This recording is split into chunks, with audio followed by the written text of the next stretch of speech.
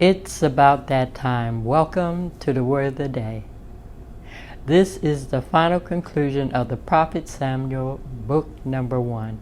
We have seen the young maiden Hannah make a vow to the Lord for her child, Samuel. We saw the crowning of the first king of Israel, the man Saul.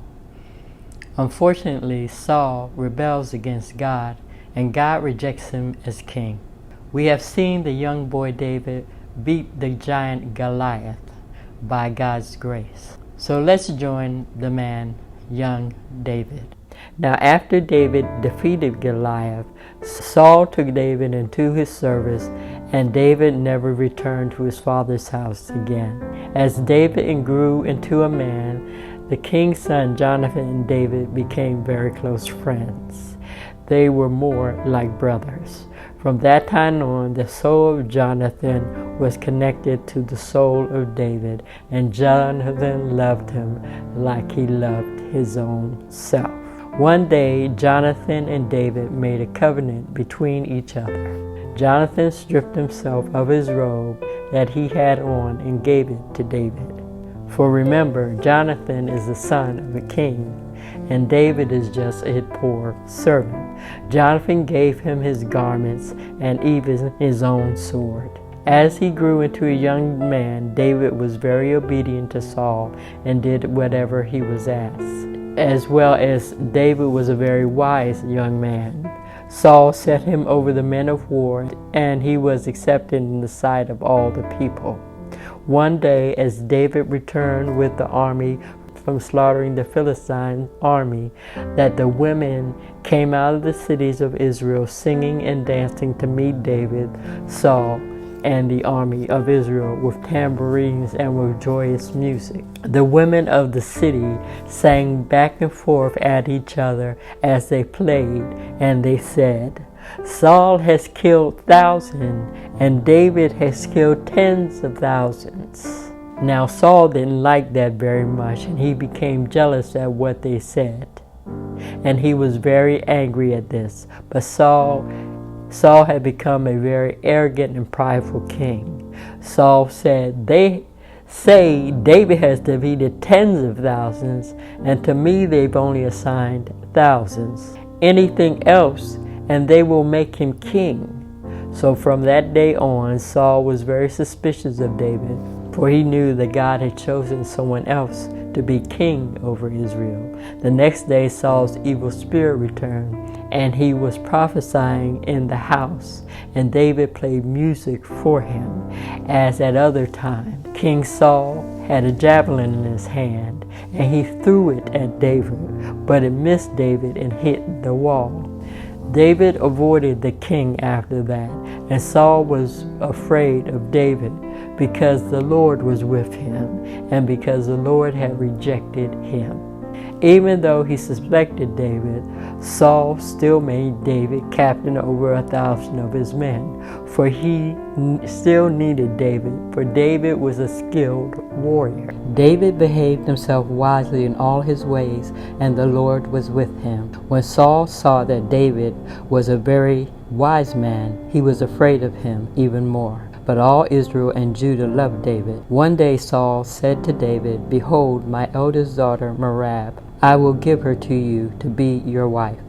Only be valiant for me and fight the Lord's battle." For Saul thought to himself, "Let me not kill David, but let him die in battle with the Philistines." But it came to pass at that time when Merab, Saul's daughter, should have been given to David, that King Saul gave her to Adriel, the Maholathite, to be his wife. But Michal, Saul's youngest daughter, loved David very much. And they told Saul. So it pleased him. King Saul thought, "I will give Michal to be his wife, that she may be a trap for him, and that the hand of the Philistines might kill him." King Saul's plan was to tell David to kill a certain number of Philistine soldiers in order for him to marry Michal. And in doing so, he would allow David to marry his daughter. But Saul thought that David wouldn't be able to do it, and he would ultimately be killed fighting the Philistines. So Saul said to David, "You shall this day be my son-in-law." Saul then commanded his servants to talk to David secretly and tell him, "The king loves you very much, and all his servants love you as well. Now marry Saul's daughter, and be the king's son-in-law." David responded, "This is a great honor to be the son-in-law to the king, but I am a poor man, for during this time in history you had to pay to marry a man's daughter, and Michal was the daughter to a king." The servants of Saul told him that Saul doesn't want money but 100 foreskin of dead Philistines. He wants to be avenged of his enemies. When his servants told David these words, it pleased David very much to be the king's son-in-law. So David went, he and his men, and killed 200 Philistine men instead of the 100 that the king asked for. David brought the foreskins of the dead Philistines and gave them to King Saul, that he might marry Michal. Saul gave him his daughter to be his wife. Then Saul truly knew that the Lord was with David, and Michal, Saul's daughter, truly loved David with all her heart. Saul was even more afraid of David. Saul became David's enemy continually after that. This is 1 Samuel chapter number 18. King Saul then spoke to Jonathan his son and all his servants and told them that they should kill David. But Jonathan loved David like a brother, so he went and told David, "My father wants to kill you. Therefore please listen to me and hide from my father. I will try to talk some sense into him. Whatever he says, I will tell you." Now Jonathan went to his father about David. Jonathan said, "Father, don't sin against David, who has been a faithful servant to you, because he has not sinned against you, for he has devoted his life to you and killed Goliath and the Philistines. The Lord wrought a great salvation for all Israel through the life of the servant David. You're a witness to it yourself, and you also did rejoice when he defeated Goliath. Why then would you sin against innocent blood and kill David for no reason?" So Saul listened to his son Jonathan and swore, "As the Lord lives, I will not kill David." Jonathan then talked to David and told him what his father said, and brought David to his father, and there was peace for a time. Later there was a war, and David fought with the Philistines and killed many of them, and there was a great slaughter, and the Philistines ran from him. But the evil spirit from the Lord returned to King Saul, and he sat in his house with a javelin in his hand. David played the harp as other times to drive away the evil spirit. Saul threw his javelin, for he was trying to pin David to the wall with it, but he missed David, and the javelin hit the wall near him. Later Saul sent messengers to David's house to watch him, in order to kill him in the morning. But Michal, David's wife, told him what was going on and to leave now, for my father is trying to kill you. Michal lowered David down through a window by a rope, and he went and he ran away and escaped. Michal fixed the bed so it looked like David was lying in the bed, for she put a pillow of goat's hairs for his body and covered it with a blanket. And when King Saul sent his messengers to take David, she said, "My husband is sick, so he can't come right now." So they left. Saul sent the messengers back again for David, saying, "Take him from his bed, that I may kill him." When the men went in to grab David again, and behold, they saw there was no one lying under the covers, but just a pillow of goat's hairs for his body. Saul said to his daughter Michal, "Why have you deceived me and sent my enemy away so that he could escape?" Michal answered, "He is my husband. He asked me to let him go." So David ran and escaped and came to the prophet Samuel at Ramah and told him all that King Saul had done to him. And the prophet Samuel went and stayed in Naioth. Then it was told to King Saul, "Behold, David is in Naioth in Ramah." Saul sent men to take David, and when they saw a company of prophets prophesying, and the great prophet Samuel was standing among them, the Spirit of God took over the men of King Saul, and they began to prophesy and worship God as well. When this was told to King Saul, he sent more men, and the Spirit of God touched them, and they were also prophesying and worshiping God. Saul sent men again a third time, and they prophesied as well and worshiped God. So Saul goes to Ramah and came to a great wall that is in Succoth. He asked the people there, "Where is the great prophet Samuel and David?" And they said, "Behold, they be at Naioth in Ramah." He went to Naioth in Ramah, and wouldn't you know it, the Spirit of God came upon King Saul as well, and he began to come under the influence of the Spirit of God and prophesied until he came to Naioth in Ramah.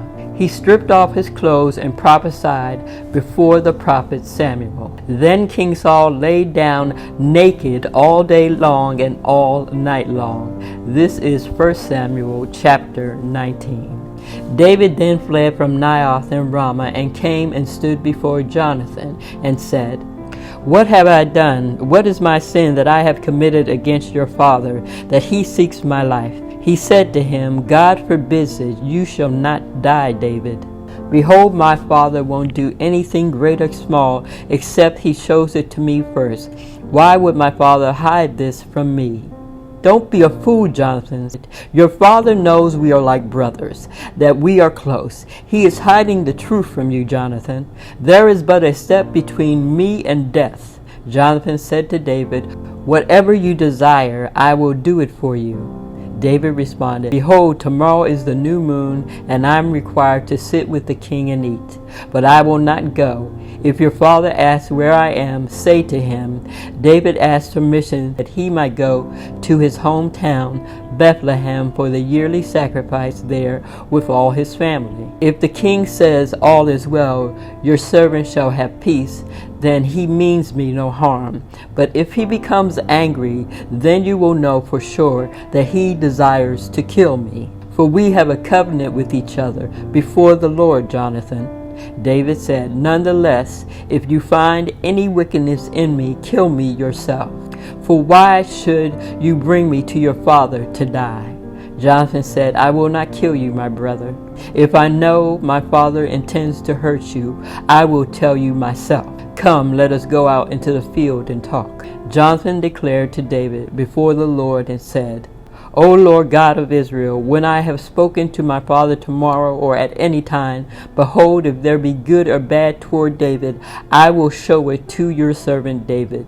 If it be evil, I will send him away in peace. May the Lord be with you as he has been with my father. You have shown me kindness while I am living. Show me the same kindness of the Lord even after my death. Honor my house and the house of my father forever." David agreed, so Jonathan made a covenant with the house of David from that day. For Jonathan loved David like he loved his own soul. Jonathan said to David, "Tomorrow is the new moon, and you shall be missed, because your seat will be empty. Go by the stone of Azel, and I will shoot 3 arrows near the side of it, as though I'm shooting at a target. And I will send a young boy, my servant, instructing him to go and find the arrows. If I yell to the boy, behold, the arrows are on this side of you, take them, then everything is okay, for there is peace to you and no hurt, as the Lord lives. But if I say to the young boy, behold, the arrows are beyond you, leave, for the Lord wants you to go away, for my father means to kill you. A covenant between you and me forever, my brother."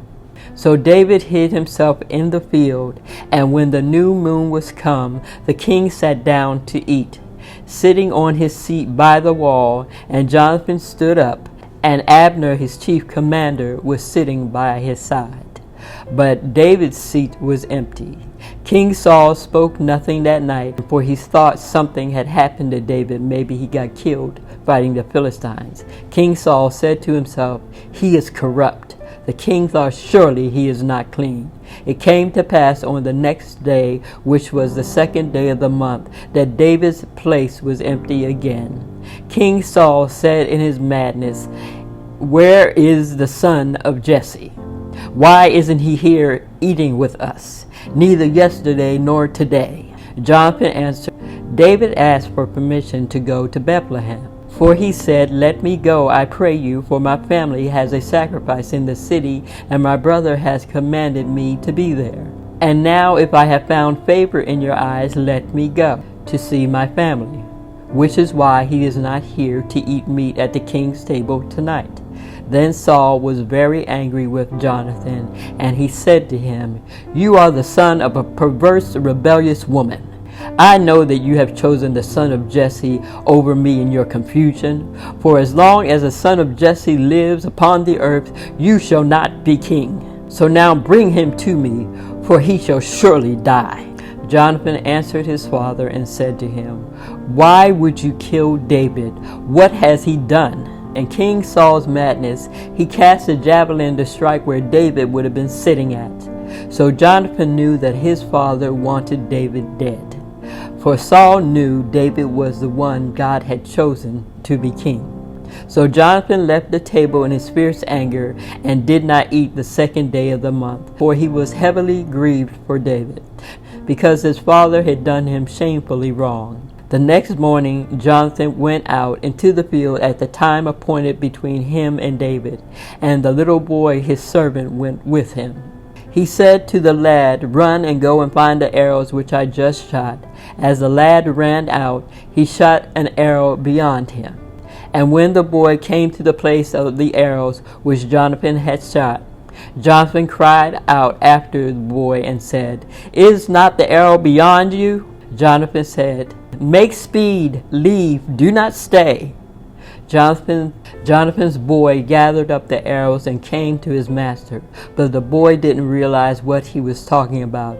Only Jonathan and David knew the matter. Jonathan gave his weapons to the boy and said, Go, carry them into the city. As soon as the boy was gone, David stood up from where he was hiding toward the south and fell on his face to the ground and bowed himself 3 times. And they embraced and walked together, because David and his covenant brother had to leave each other. Jonathan said to David, Go in peace, my brother, for as much as we have sworn both of us in the name of the Lord God, an oath of the Lord be between me and you. David arose up and departed, and Jonathan went back into the city. This is 1 Samuel chapter number 20. David went to the priest's habitation in Nob. He came to the high priest Ahimelech. Ahimelech was surprised at seeing David. Why are you alone?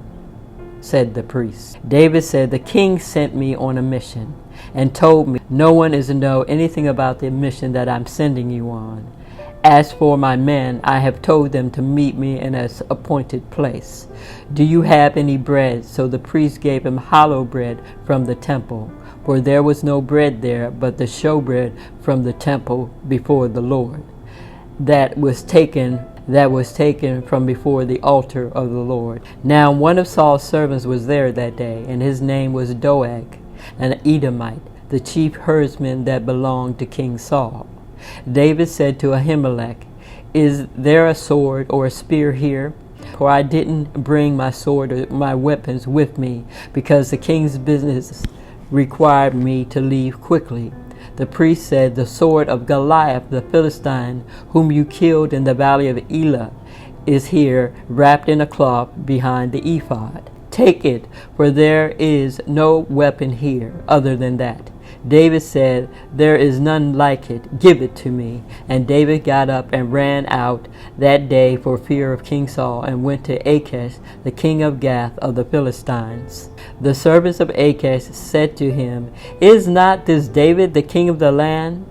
Did they not sing praises of him, saying, Saul has killed his thousands, and David has killed his 10,000s? David stayed quiet, for he didn't trust the king. So he acted like he was crazy, and grabbed on the doors of the gate, and let his spit run down through his beard. And King Achish said to his servants, Look, you see the man is deranged. Why have you brought him to me? Have I need for a madman, that you have brought this deranged man to play in my presence? Should this fellow come into my house? This is 1 Samuel chapter number 21. David escaped and went to the cave of Adullam. When David's family heard what happened to him, they went to see him. Now everyone that was not with King Saul went to David, and he became the captain over them. So David had about 400 men with him. David went to Mizpah to the king of Moab, and he said to the king, "Let my father and my mother, I pray, stay here until I know what God will do for me." For David's family could not stay at home any longer, or the king of Israel would abuse them to get to David. So he brought them before the king of Moab, and they dwelled there while David remained a fugitive. A prophet by the name of Gad said to David, "Don't stay here, leave and go to the land of Judah." David left and came to the forest of Hereth. When Saul heard that David was seen, and the men that were with him were about 400, Saul said to his servants that were with him, "Hear now, you Benjamites, will the son of Jesse give every one of you fields and vineyards, and make you all captains of thousands and captains of hundreds? Why have you conspired against me? Even my son has made an alliance with the son of Jesse, and there is none of you that feels sorry for me, or shows me that my son has stirred up my servants against me." Then answered Doeg the Edomite, which was in charge of the servants of King Saul, and said, "I saw the son of Jesse coming to the land of Nob, to the high priest Ahimelech, the son of Ahitub. He inquired of the Lord for him, and the high priest gave him food, and also gave him the sword of Goliath the Philistine." Then the king sent for the high priest Ahimelech, and all the priests that were with him, the priests' habitation that were in the land of Nob, and they all came to King Saul. Saul said, "Come here now, Ahimelech, son of Ahitub." Ahimelech answered, "Here I am, my lord king." "Why have you conspired against me with the son of Jesse? Why have you given him bread and a sword, and inquired of the Lord for him, that he should rise against me to kill me this day?" The high priest Ahimelech answered, "Who is so faithful among all your servants than David, which is your son-in-law, and goes and does your bidding, and is honorable in all your house? Do not blame this on me, nor the house of my father, for I knew nothing of what was happening between you and David, the son of Jesse." The king told the high priest, "You shall surely die, you and all your father's house." This is how wicked and evil King Saul had become, that he would murder the high priest of the Lord and all the other priests serving with him. The king said to his servants, "Kill the priests of the Lord, because they're on David's side, and because they knew when he fled and did not tell me." But the servants of the king refused to kill the priests of the Lord. So King Saul told Doeg to kill the priests. Doeg the Edomite turned and killed all the priests. He killed 85 in all that day. The Lord's priests dressed in priestly garments. Nob, the city of the priests. The king killed them with the edge of the sword. King Saul even killed their families, both men and women and children, infants, oxen, asses, sheep, with the edge of the sword. One of the sons of Ahimelech the high priest, the son of Ahitub, named Abiathar, escaped and fled to David. And Abiathar told David that King Saul had killed the Lord's priests because they helped him. David said to Abiathar, "I knew it that day when Doeg the Edomite was there, that he would surely tell King Saul, 'I am responsible for the death of all the persons of your father's house. Stay here with me. Don't be afraid, for he who seeks your life seeks mine as well. But with me you shall be safe.'" This is 1 Samuel chapter number 22. The men told David, "Behold, the Philistines fight against the people of Keilah, and they rob the threshing floor of grain." Therefore David inquired of the Lord, and asked, "Shall I go and kill these Philistines?" The Lord said to David, "Go and kill the Philistines, and save Keilah." David's men said to him, Behold, we be afraid here in Judah. How much more then if we come to Keilah against the armies of the Philistines? Then David inquired of the Lord again, and the Lord answered David and said, Arise, go down to Keilah, for I will deliver the Philistines into your hand. So David and his men went to Keilah and fought with the Philistines and brought away their cattle and killed them with a great slaughter. So David saved the inhabitants of Keilah. Now, when Abiathar the priest, when he ran to David, he also came down with his priestly garments in his hand and the ephod. Saul was told that David had gone to the town of Keilah, and he said, God has delivered him into my hands, for David has imprisoned himself by entering a city with bars and gates. For it would be easy to kill David in the city of Keilah. King Saul called up all his forces for battle to go down to the town of Keilah to destroy David and his men. When David learned that King Saul knew where he was and was plotting to take him, he said to Abiathar the priest, Bring the ephod, which was a sleeveless garment worn by the priests. Unlike us in modern times, we have the Holy Spirit living within us. But during the time of David, they did not have the Holy Spirit like we have now. So David would call to the priest to bring the ephod in order for him to pray and to get an answer from God. So David said, Lord God of Israel, your servant has heard definitely that King Saul plans to come to this town and destroy the town on my account. Will the citizens of Keilah surrender me to him? Will Saul come down as your servant has heard? The Lord God of Israel, tell your servant David. Then the Lord said, He will. David spoke again, Will the citizens of Keilah surrender me, my men, to King Saul? And the Lord said, They will. So David and his 600 men left the town of Keilah and kept moving from place to place. When Saul found out David had left the town of Keilah, and he did not go there, David stayed in the wilderness strongholds and in the hills in the desert of Ziph. Day after day Saul searched for him, but God protected David. While David was at Horesh in the desert of Ziph, he learned that Saul had come out to take his life.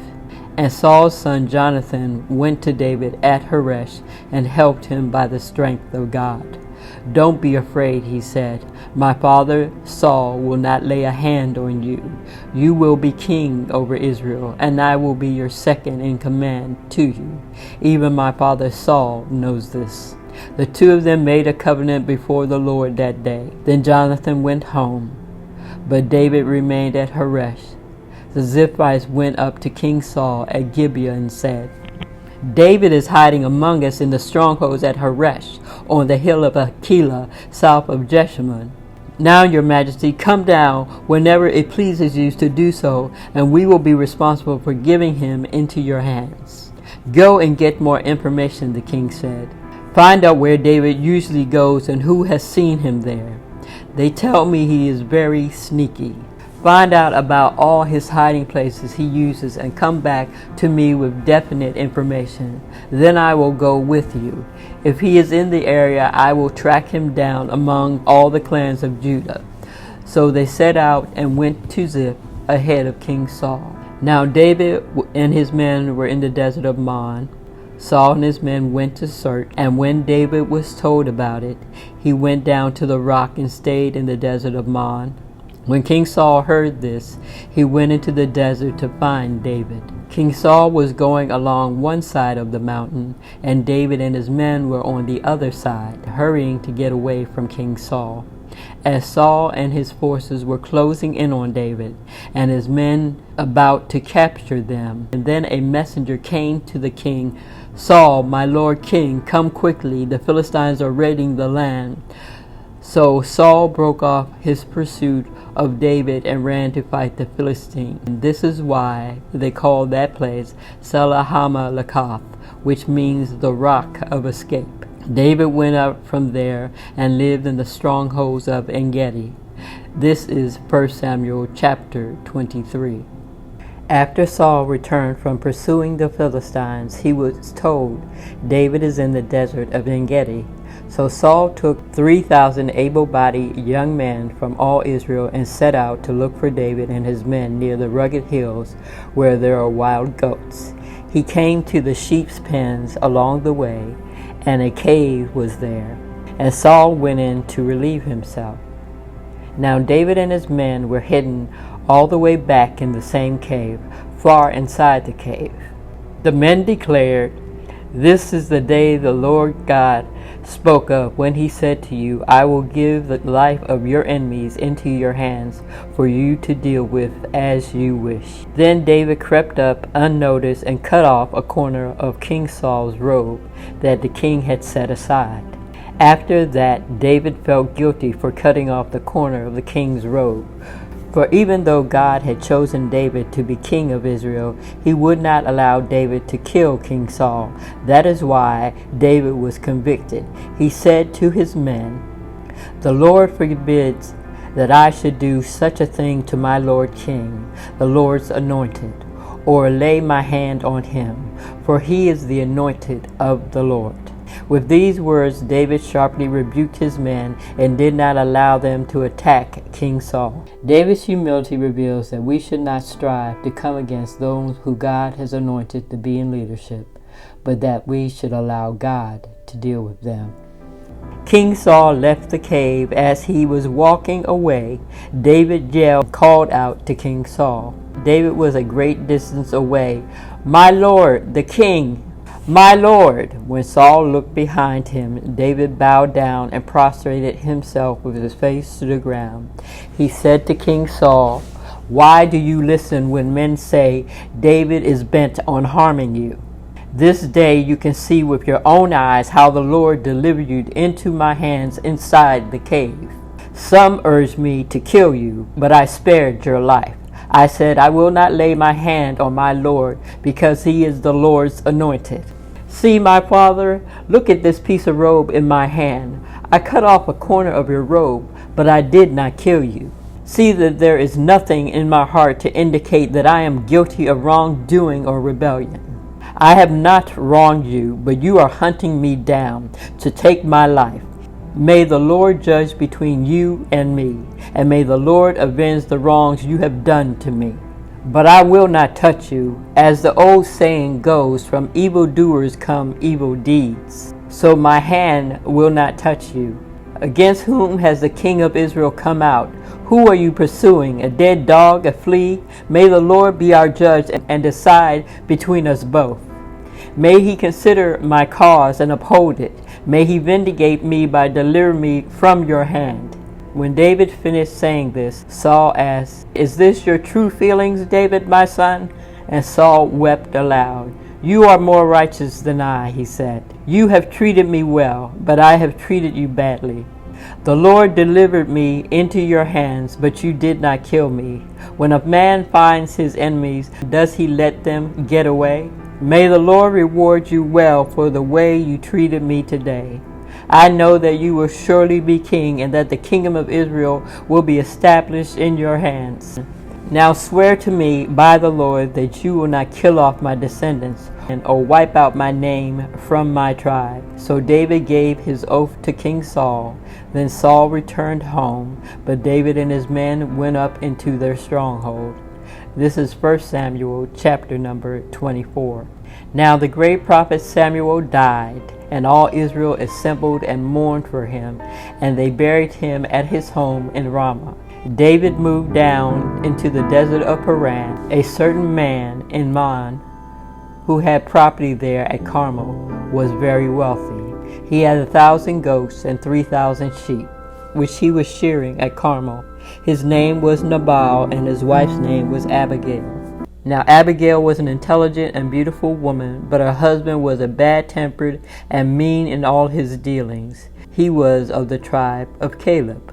While David was in the wilderness, he heard that Nabal was shearing his sheep. So he called 10 young men and said to them, "Go up to Nabal at Carmel and greet him in my name."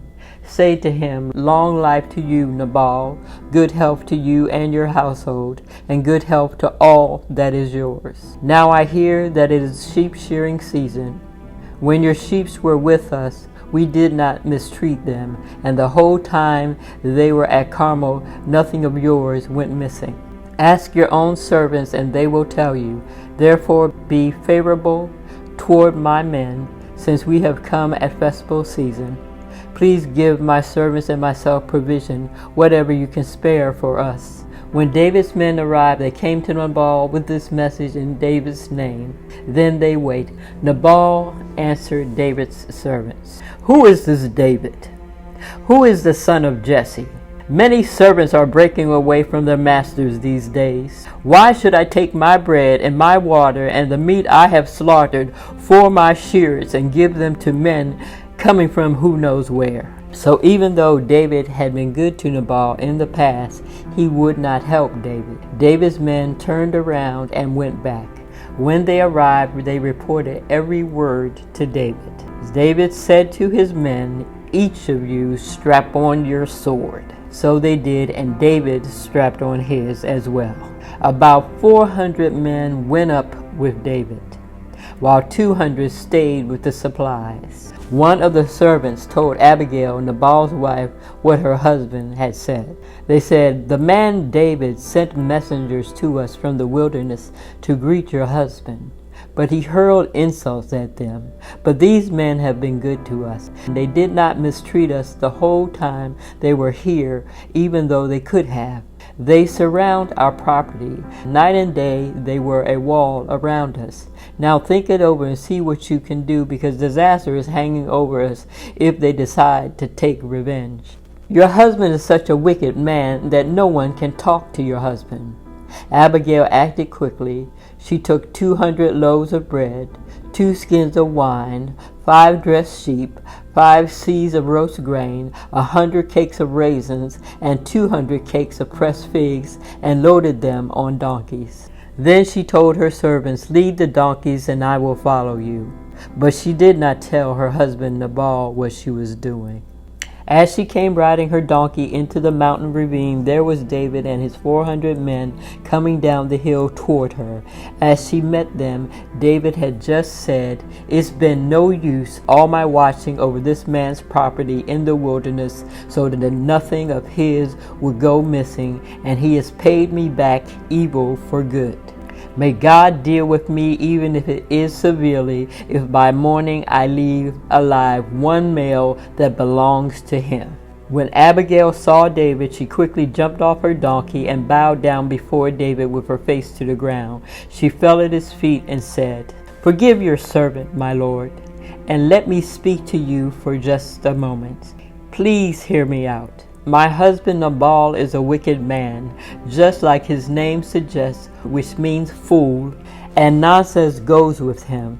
As for me, your servant, I did not see when your servants came to my home. Now, my lord David, as surely as the Lord your God lives, and as you live, since the Lord has kept you from bloodshed and from avenging yourself with your own hands, may all your enemies be like Nabal, a fool. And let this gift which I have brought to you be given to you and your men who follow you. Please forgive my presumption. The Lord your God will certainly make a lasting dynasty for you, because you fight the Lord's battles, and no wrongdoing will be found in you as long as you live. Even though someone is pursuing you to take your own life, the life of you will be preserved by the Lord your God, but the lives of your enemies will be destroyed." Clearly, Abigail was a very wise woman. When the Lord has made you king over Israel, you will not be burdened with such burdens of needless bloodshed or avenging yourself. When that happens, remember me, your humble servant." David said to Abigail, "Praise be to the Lord, the God of Israel, who has sent you to meet me. May you be blessed for your good judgment and keeping me from bloodshed. For as surely as the Lord lives, who has kept me from harming you, if you had not come quickly to meet me, none of your males belonging to Nabal would have lived." Then David accepted her gift and said, "Go home in peace." When Abigail went to Nabal, he was in the house holding a banquet as if he was a king. He was in high spirits and very drunk, so she said nothing until he was sober. Then in the morning when Nabal was sober, his wife Abigail told him what happened with David, and he had a heart attack. About 10 days later, the Lord took Nabal and he died. When David heard that Nabal was dead, he said, "Praises to the Lord, for he has judged Nabal for his evil." Then David sent word to Abigail asking her to become his wife. His servants went to Carmel and said to Abigail, "David has sent us to you, to take you, to ask you to be his wife." She bowed down with her face to the ground and said, "It is my honor. I am your servant and ready to serve you and wash the feet of the Lord's servants." Abigail quickly got on a donkey with her 5 female servants. She went with David's messengers and became his wife. David had also married Ahinoam of Jezreel, and they both were his wives. But Saul had given his daughter Michal, David's first wife, to another man, to Paltiel, son of Laish, who was from Galim. This is 1 Samuel chapter number 25. The people of Ziph went to Saul at Gibeah and said, "David is hiding on the hill of Hakilah, which faces Jeshimon." So Saul went down to the desert of Ziph with his 3,000 select Israelite troops to search for David. King Saul made his camp beside the road on the hill of Hakilah, facing Jeshimon, but David stayed in the wilderness. When David saw that King Saul had followed him there, he sent out scouts and learned that King Saul had definitely arrived. Then David went to the place where Saul and his army were camped at. He saw Saul and Abner, Saul's cousin, the commander of the army of Israel, had laid down and went to sleep. King Saul was lying inside the camp with the army camped around him. David then asked Ahimelech the Hittite and Abishai son of Zeruiah, who was Joab's brother, which is David's right-hand man, "Who will go down into the camp with me to King Saul?" "I will go with you," said Abishai. So David and Abishai went to the army secretly by night, and there was King Saul lying asleep inside the camp with a spear stuck in the ground next to his head. Abner and the soldiers were lying around him. Abishai said to David, "Today God has delivered your enemy into your hand. Now let me kill him. I can impale him to the ground with the thrust of that spear. I won't even have to strike him twice." But David said to Abishai, "You can't kill him. Who can lay a hand on the Lord's anointed and be guiltless?" A true sign of how honorable David was. "As surely as the Lord lives," he said, "the Lord himself will strike him. His time will come, or he will go into battle and die. But God forbid that I should lay a hand on the Lord's anointed. Now get the spear and the water jug that's near his head, and let's go." So David took the spear and the water jug near Saul's head, and they left.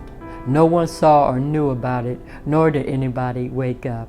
They were all sleeping because the Lord had put them into a deep sleep. Then David left and stood on top of a hill some distance away from King Saul and the army.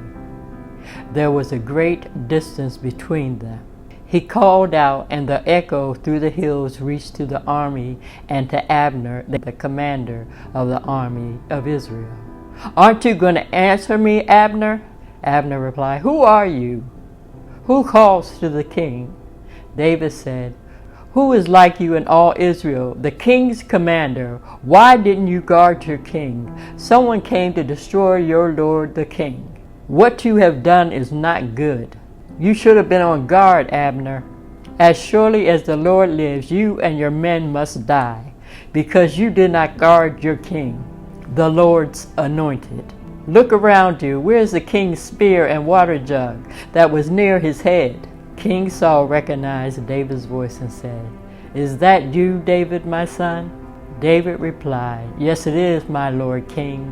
Why are you pursuing me? What have I done? What wrong am I guilty of? Now listen to me. If the Lord has led a man to hunt after me, then may he accept an offering. But however, if a man have done it in his own mind, by his own will, may he be cursed before the Lord. And you have driven me from my home, today from my share in the Lord's inheritance in Israel. You have said, go serve other gods. Now do not let my blood fall to the ground far from the presence of the Lord. The king of Israel has come out to look for a small flea, as one who hunts for a partridge in the mountain. Then Saul said, I have sinned. Come back, David, my son, because you considered my life precious today.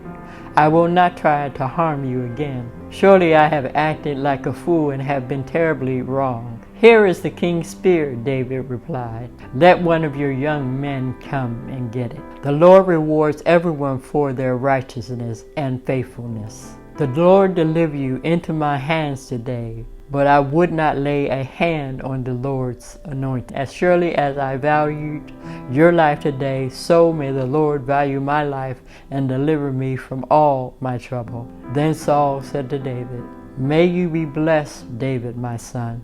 You will do great things and surely triumph. So David went on his way, and Saul returned home. This is 1 Samuel chapter 26. Later David thought to himself, one of these days I will be killed by the hand of Saul. The best thing I can do is to escape to the land of the Philistines. Then Saul will give up searching for me, and I will slip out of his hand.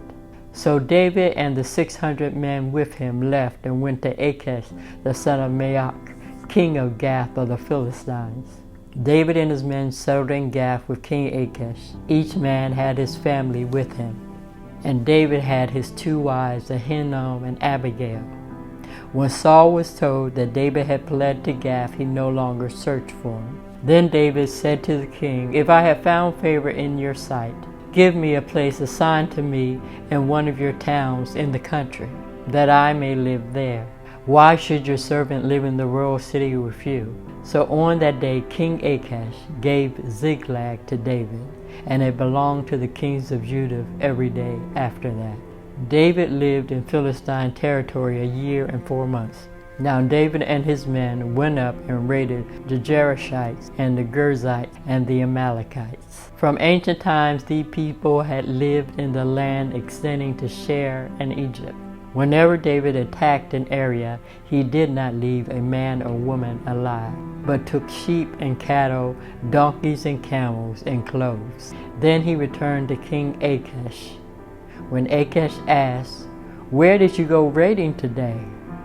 David would say, In Israelite territory, against the Negev of Judah, or against the Negev of Jeremiel, or against the Negev of the Kenites. He did not leave a man or woman alive to be brought back to Gath, for he thought they might inform on him. This is what David did, so he left no witnesses. Such was his practice as long as he lived in Philistine territory. King Achish trusted David and said to himself, He has become so obnoxious to his own people, the Israelites, that he will be my servant for life. This is 1 Samuel chapter 27. In those days the Philistines gathered their forces to fight against Israel. King Achish said to David, You must understand that you and your men will accompany me in the army. David said, Then you will see for yourself what your servant can do. King Achish replied, Very well, I will make you my bodyguard for life. Now Samuel was dead, and all Israel had mourned for him and buried him in his hometown in Ramah. Now King Saul had kicked out the mediums and spiritists from the land. The Philistines were assembled and came and set up camp in the town of Shunem that belonged to the tribe of Issachar, while Saul gathered all Israel and set up camp in the mountains of Gilboa. When Saul saw the Philistine army, he was very afraid. Terror filled his heart. He inquired of the Lord, but the Lord did not answer him by dreams or by the Urim or by the prophet. for the Lord had left him. King Saul then said to his attendants, "Find me a woman who is a medium, so I may go and inquire of her." His men said, "There is one in Endor, the witch of Endor. She was a sorcerer."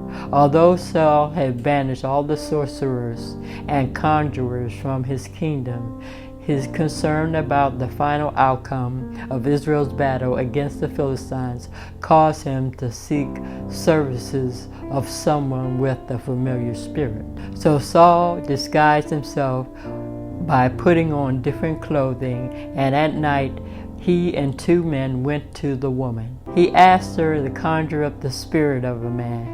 When the woman reminded him of the law against practicing her art, he assured her that she would be protected.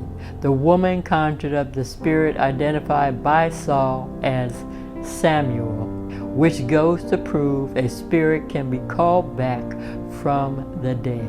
When the woman saw the prophet Samuel, she cried out at the top of her voice and said, "Why have you deceived me? You are King Saul." The king said to her, "Don't be afraid. What do you see?" The woman said, "I see a ghostly figure coming up out of the earth." This reveals that before Jesus resurrected, heaven and hell were in the earth, because the prophet Samuel came up from the earth when the witch of Endor called him forth. How do I know this? In the book of Luke, Jesus was teaching a parable. Luke 16:22, Jesus said, "There was a rich man who was dressed in purple and fine linen and lived in luxury every day.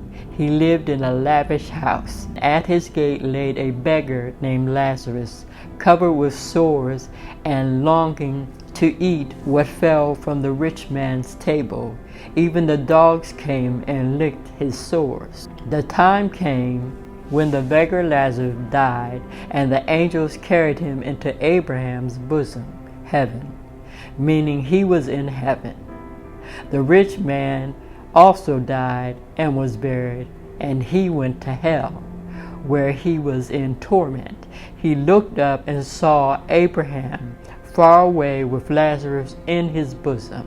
So he called to Abraham, saying, "Father Abraham, have pity on me and send Lazarus to dip his finger in some water and cool my tongue, because I am in agony here in this fire." But Abraham replied, "Son, remember that in your lifetime you received your good things, while Lazarus received bad things. But now he is comforted here, and you are in agony. And besides all this, between us is a great chasm, or a great gulf, or a great space between the 2 places. For those who want to go from here to you or hell cannot, nor can anyone cross over from where you are to us." So this proves that heaven and hell were in the earth. But when Jesus resurrected, he changed all that. He says, "If I be lifted up, I draw all men unto me." And Jesus is in heaven with the Father. Okay, so when King Saul asked the witch of Endor what she saw, "What does he look like?" she said, "An old man is coming up from the earth." So the heaven and hell were in the earth. But when Jesus died and was resurrected, the location where paradise is, or heaven, was changed. Because even when Jesus was crucified, the criminal said, "Remember me when you come into your kingdom." And Jesus said to him, "Today you will be with me in paradise." So if the criminal is with him in paradise, he's up there as well. So heaven changed locations from in the earth to above. Now King Saul said, "What do you see?" She said, "A man coming up from the earth with a robe on." So Saul fell down and bowed down and prostrated himself with his face to the ground. The ghost of the prophet Samuel said to Saul, "Why have you disturbed me by bringing me back from my rest? I am in great distress, King Saul said. The Philistines are fighting against me, and God has departed from me. He no longer answers me either by the prophets or by dreams. So I have called on you to tell me what to do. The prophet Samuel said, Why do you consult me now that the Lord has departed from you and has become your enemy? The Lord has done what he said through me.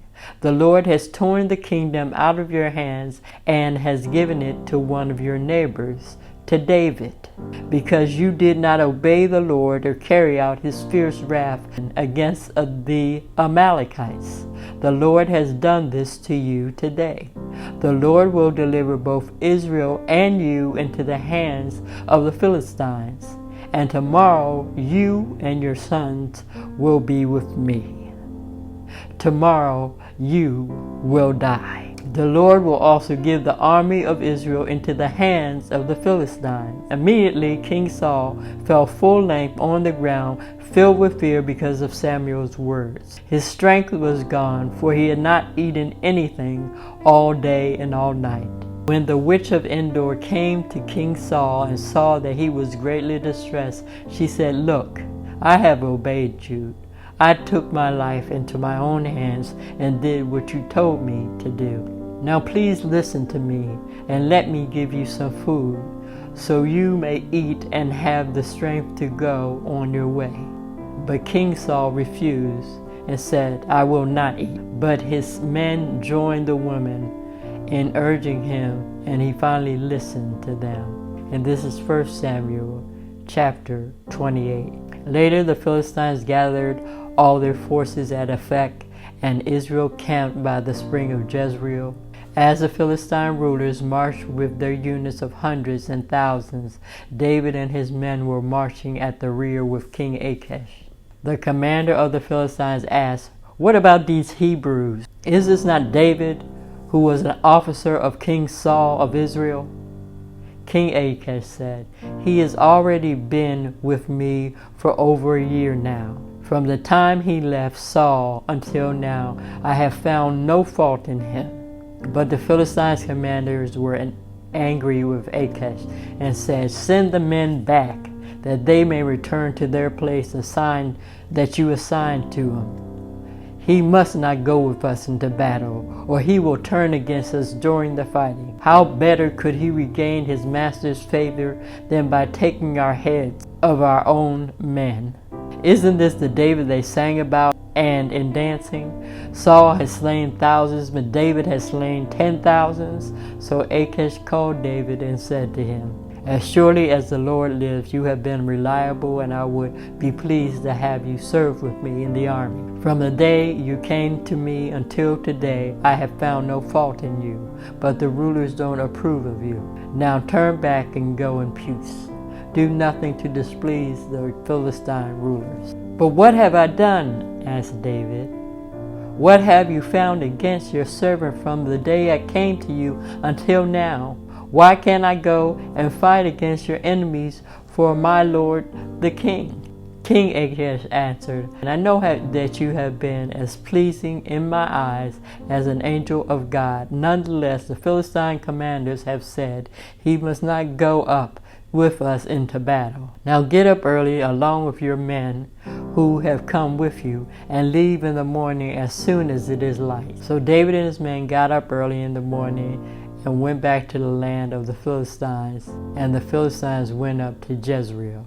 This is 1 Samuel chapter 29. Now David and his men reached Ziklag on the third day. While they were gone, the Amalekites had raided the Negev and Ziklag. They burned Ziklag and had taken captive the women and everyone else in it, both young and old. When David and his men reached the town, they found it destroyed by fire, and their wives and their sons and their daughters taken captive. So David and his men wept aloud until they had no more tears left to weep. David's two wives had been captured, Ahinoam and Abigail. David was greatly distressed because the men were talking about stoning him. Each man was bitter in spirit because of his sons and his daughters. But the Lord his God strengthened David. Then David said to Abiathar the priest, "Bring me the ephod." Abiathar brought the ephod to David, and David inquired of the Lord, "Shall I pursue the raiding party? Will I overtake them?" The Lord said, "Pursue them. You will certainly overtake them and succeed in the rescue." So David and the 600 men with him came to the Bezor valley, but 200 of the men were too tired to continue, so they stayed in the valley. But David and the other 400 continued the pursuit. Then they found an Egyptian in a field and brought him to David. They gave him water to drink and food to eat, for he had not eaten any food or drunk any water in 3 days or 3 nights. David said to him, "Who do you belong to? Where do you come from?" The Egyptian man said, "I am a slave of an Amalekite. My master abandoned me when I became ill 3 days ago. We raided the Negev and the Kerethites, some territory belonging to Judah, and the Negev of Caleb, and we burned Ziklag." David asked him, "Can you lead me down to the raiding party?" The Egyptian man said, "Swear to me before the Lord that you will not kill me or hand me over to my master, and I will take you down to them." So David agreed. So he led David down, and the Amalekites were scattered over the countryside, eating and drinking and reveling, and because of the great amount of plunder they had taken from the land of the Philistines and from Judah. So David fought them from sundown until well into the evening of the next day, and none of them got away except for 400 men who rode off on camels and others that ran on foot.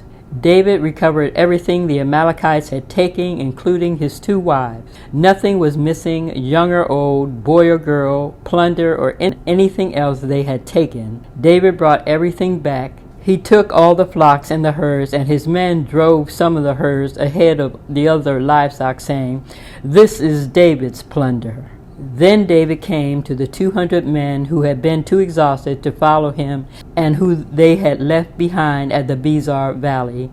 The men had recovered, and they came out to meet David and the army coming toward them. As David and the men approached, he said to them, "How are you?" But all the evil men and the troublemakers among David's followers said, "Because they did not go out with us, they will not share in our plunder. However, each man may take his wife and his children and go."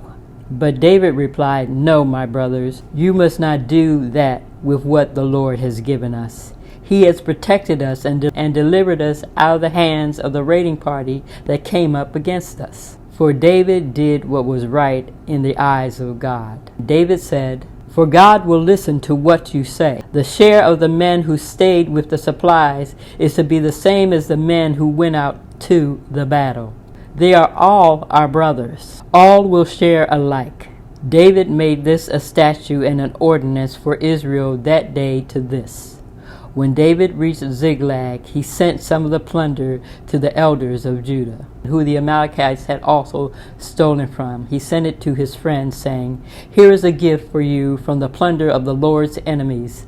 David sent it to several cities in Israel and to those in all the other places where he and his men had roamed. This is 1 Samuel 30. Now the Philistines fought against Israel, and the Israelites fled before them, and many fell dead on Mount Gilboa.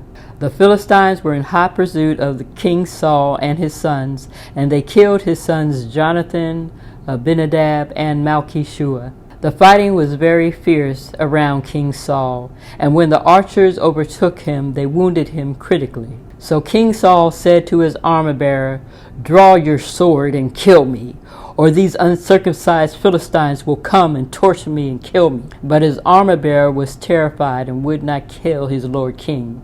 So Saul took his own sword and fell on it. When the armor-bearer saw Saul falling on his sword and was dead, he too fell on his sword and died with him. So Saul and his 3 sons and his armor-bearer and all his men died together that same day. When the Israelites along the valley and those across the Jordan saw that the army of Israel had fled and that King Saul and his sons were dead, they abandoned their towns and ran. The Philistines came and occupied the towns. The next day the Philistines came to the plunder and the dead. They found King Saul and his 3 sons fallen on Mount Gilboa. They cut off the head of King Saul and stripped off his armor, and they sent messages throughout the land of the Philistines to proclaim the good news in the temple of their idols and among their people. And they put King Saul's armor in the temple of the Ashtoreths and fastened his body to the wall of Bashan. When the people of Jabesh Gilead heard what the Philistines had done to King Saul, all their valiant men marched through the night to Bashan. For if you remember, when King Saul first became king, it was the Jabesh Gilead people that he rescued when they were being afflicted by the Ammonites. So the people of Jabesh Gilead took down the bodies of King Saul and his sons from the wall of Bashan, and they went to Jabesh Gilead, where they burned their bodies. Then they took their bones and buried them under a tamarisk tree in Jabesh, and they fasted for 7 days. This is the final chapter of the prophet Samuel, book number 1, chapter 31. We can see from the life of the man David why God chose him to be king over Israel. From how honorable and humble he was, that even though he was a fugitive, he showed honor to King Saul. And we can also see through the life of King Saul that he started out good as a humble servant, but he entered into rebellion, which cost him his throne. So we can see the consequence of rebellion. Please join me next time as we continue the journey of the man David. Thank you for taking this time with me, and I pray it has been a blessing to you. Joshua 1:8 says, "This book of the law shall not depart out of thy mouth, but thou shalt meditate on it day and night, that thou may observe to do according to all that is written in it. For then thou shalt make thy way prosperous, and then thou shalt have good success." May you take these words into your heart, meditate on them continuously until they become a part of you. Don't just let these words be pages in a book, but write them on the pages of your heart, that they may draw you closer to an intimate relationship with the Almighty God. Please assist me in spreading the gospel of Jesus Christ by sowing a seed. I thank you in advance for your generous gift. Please like and share, and by all means subscribe to my channel. I look forward to seeing you again next time. May the Lord Most High bless us all with the spirit of wisdom, revelation, and understanding in the knowledge of Him. Blessings and shalom. See you next time.